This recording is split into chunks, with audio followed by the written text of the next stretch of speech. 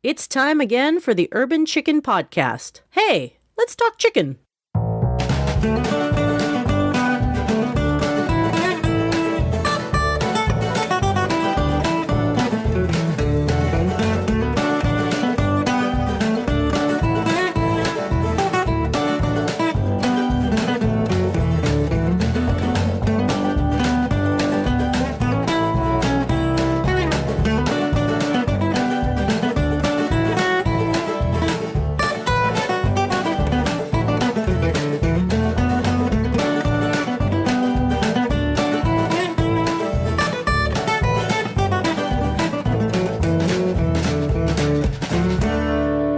Welcome to episode 1 of the Urban Chicken Podcast, where all things chicken are discussed and considered.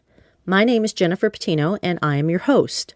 On this first week, which would be the inaugural week of the show, I'd like to take a little time to tell you a bit about myself and explain the show. So let's get into the who, what, whys, and so forths about the Urban Chicken Podcast. To start with, who am I? As I mentioned, my name is Jennifer, and I live in Boise, Idaho. If you don't live in Idaho and you have never had the pleasure of visiting the state of Idaho, let me tell you a little bit about the state. It, size-wise, is a very large state that happens to have a very low population. Overall, it would be considered a pretty rural, agriculturally based state. However, there are cities, and Boise is the capital city with about 250,000 people living in the area. Now, I, as I mentioned, live in the capital city, Boise. Not only do I live in the capital city, I live in a small 1939 cottage-style home in the downtown area of Boise. So as far as Idaho standards go, I live in about the most urban area found in Idaho, for what that's worth. A little bit more about myself. This podcast is not my main gig. It's just something I do for fun.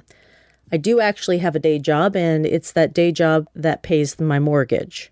My day job has nothing to do with chickens, nothing to do with animals, nothing to do with farming. In fact, it's about as unrelated to chickens and agriculture as possible. Additionally, I don't have any kind of background in farming, agriculture, raising chickens.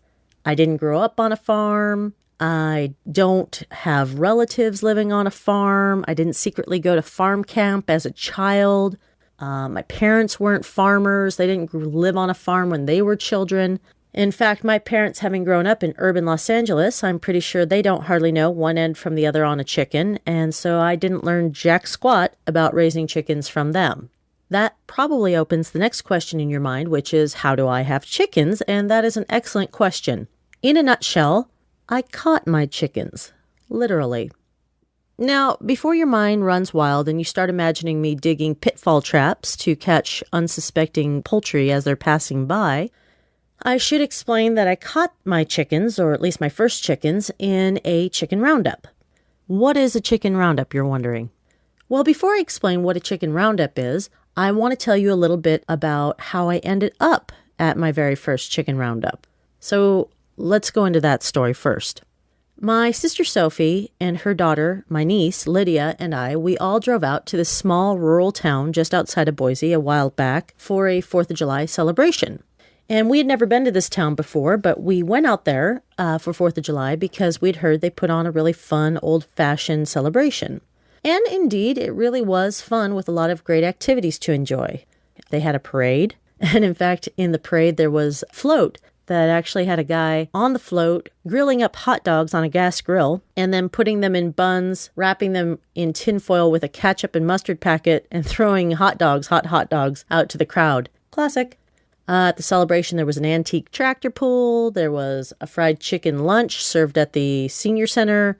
There was a mechanical bull set up in the field where adults and children alike could try and last their full 6 seconds on it. There were beanbag tosses and other games, and also there was a chicken roundup. So here's how a chicken roundup works. In my case, I paid a modest $3 entry fee. Myself and all of the other adult contestants, these would be contestants who were at least 18 years old, were told to sit down on the grass in the center of a ring on the school field where most of the festivities happened to be taking place that day. Then a number of 6-week-old chickens, these are kind of teenage chickens, if you will, called pullets, were set free in the ring around us. Now, the ring itself was surrounded by onlookers who were shouting and cheering and enjoying the sights. And when the whistle was blown, we were told to jump up and try to catch one of these free chickens. Any chicken you could catch, you could keep. That sounds pretty easy, right? Yeah, wrong. You might assume that catching a small 6-week-old teenage chicken would be a simple task. But let me assure you that pullets, when they are in a ring full of lumbering, diving, snatching adults, they tend to run from you like their life depends on it. Not to mention, on top of the birds being skittish, you also had several other people chasing after the same bird you were pursuing. Now, much to my surprise, both my sister and I caught birds. My 5-year-old niece, on the other hand, was not able to catch a bird in her age division. But in her defense, there was a lot more competition in the 5-year-old division versus the adult division. At first, we were thinking, as we had these birds in our hands, yay, we won! And then we started thinking, oh no, we won.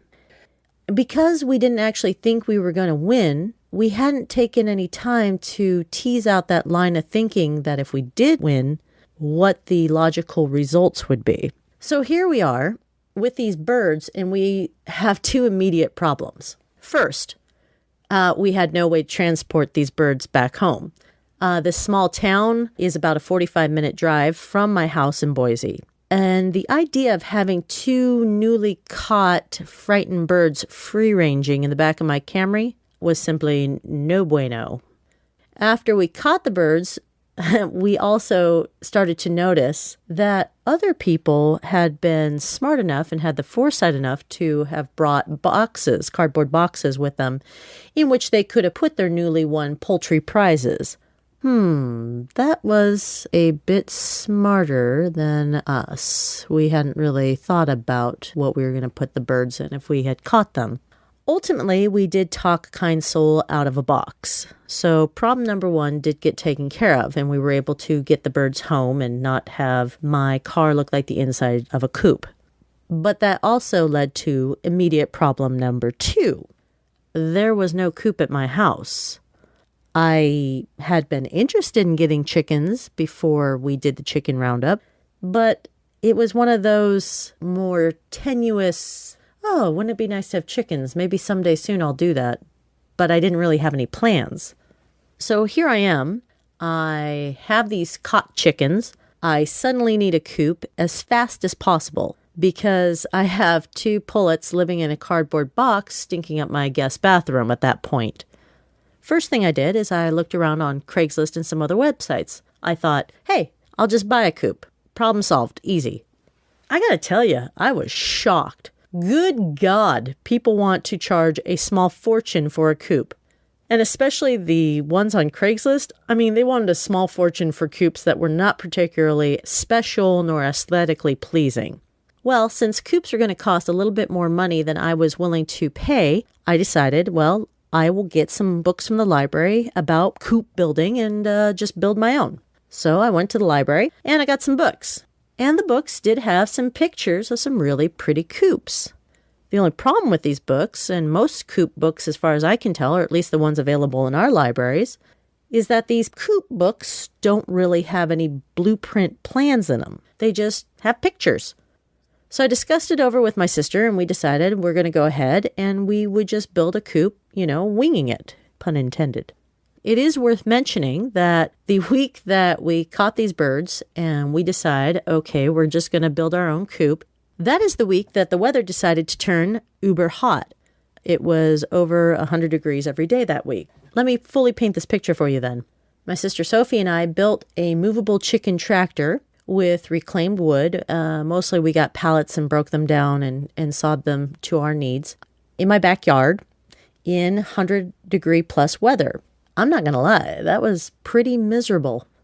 And in truth, we couldn't get that coop built fast enough. A little later on, we did build a regular coop, not a movable tractor with an attached run to it. My beginnings with chickens started suddenly, and the learning curve was steep. You're now wondering, what are my credentials to be hosting a podcast all about keeping backyard chickens in an urban environment? My credentials to do this show are simply that I am keeping urban chickens right now. Let me be clear. I am not a chicken expert. I am a chicken enthusiast. Now, before you feel disheartened because I'm not a chicken expert, I'd like to take a moment and discuss the term expert and what that has been diluted to mean nowadays. The term expert has been manipulated and changed to mean practically nothing. According to the prevalent opinions on the internet, a person is an expert if they know something about a topic, and their expertise is all relative. They are an expert because they know something about a topic relative to the person who knows little to nothing about it, or at least less than the so-called expert. I don't think that is the traditional definition or understanding of an expert. In my opinion, the traditional and more honest definition of an expert is someone who has extraordinary competency and an unusual knowledge base about a topic that is superior to the knowledge base of other people in that very same field. And I'm talking other people who know quite a bit in that very same field. So, where am I on the sliding scale of expertise in the area and subject matter of chickens? Well, compared to the average Joe walking down the street who has probably never handled a chicken in his life, I am a freaking chicken genius compared to him. Compared to others who keep their own chickens, I know more than some of them and less than others. And based on that, I consider myself a chicken enthusiast who is practicing the art of chicken keeping. You're wondering now, did she just say practicing the art of chicken keeping? Yep. I sure did. Now, I know that probably sounds pretty goofy, practicing the art of chicken keeping. But let's consider, there are some professions that are called practices. For example, the practice of medicine or the practice of law. These professions are called practices because they are careers in which the practitioner spends their entire career continuing to learn more and more about their field as laws and up-to-date cutting-edge medicine changes. But perhaps more professions, in addition to law and medicine, should really be called practices. Consider the origins of the word practice. The word practice is defined as meaning to engage in, or alternatively, to perform or work at something repeatedly so as to become proficient in it. I contend, though, all vocations are practices. There's always something more to learn. Keeping chickens, which is acting as a steward over another living creature, is more than a hobby. It is a vocation, and there is an ongoing evolution in the discussion and dialogue about keeping backyard chickens in an urban and suburban environment. One example is the growing number of towns that are engaged in the debate as to whether or not keeping backyard chickens has an appropriate place in their town or city.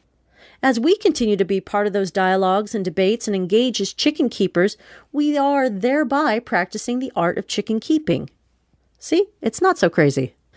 Now, hopefully, at this point, you're intrigued. You want to know now, how is this Urban Chicken podcast going to work? So let's get down to the nuts and bolts.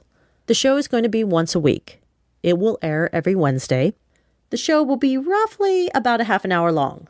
Sometimes the show may go longer than a half hour. Maybe the subject matter we're discussing just requires more time.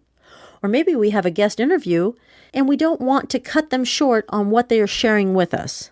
I am a consumer of podcasts, and one thing that I really hate are podcasts that are slaves to their own time format. Nothing drives me more crazy than a show host cutting off their guests when they're right in the middle of trying to share some interesting fact or in the middle of a story just because the show is out of time. But isn't that really the benefit of a podcast over traditional radio? That we're not constrained by bumper commercials and so forth. That being said, I am not going to be a slave to the time format. I'm going to try and keep it to a half an hour, but if the subject matter or the interviewee needs more, we're going to go long. The show will always have 2 segments. Obviously, we will always have the main segment of the show. This is the meat and potatoes of the show. This is where we'll discuss the topic of the day, or we will interview that day's guest. This will be the longest segment on the show. Additionally, we will always have a Sally Side Notes segment. Good God, that sort of sounds like a tongue twister. Anyways, this short bonus portion of the show will be where I give you interesting tidbits or random facts or helpful tips or maybe just some silly, funny chicken-related info or link. Additionally, I would like to have a couple other segments on the show. I don't know if they will always be on the show or if it will just be occasionally on the show, but the other segments I'd like to have on the show are these. First, I'd like to have a news segment on the show. I follow the national chicken news from around the U.S.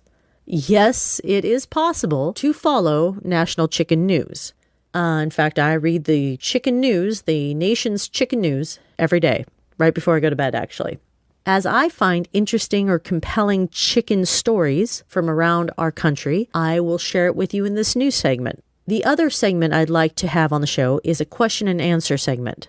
During this question and answer segment, you can pose your chicken questions that are stumping you, and I will try to answer them.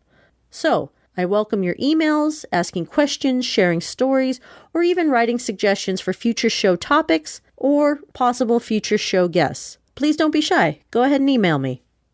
Who is this show for then? I think the show is for anyone who has backyard chickens. The show is for anyone who's just interested in possibly getting backyard chickens.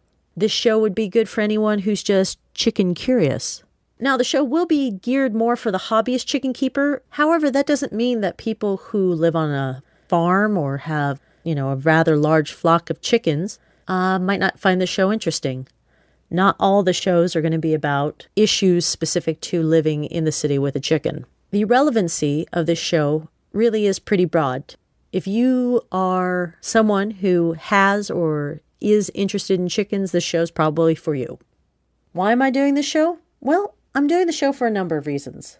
First, I love my chickens. It sounds crazy, but before I caught my first chickens in a chicken roundup, I would never have guessed how much I enjoy keeping them. I'm also doing the show to share my experiences and knowledge with other chicken keepers. Additionally, I'm hoping that the show will inspire the would-be chicken keeper who just hasn't gotten up the gumption enough to get their own chickens yet.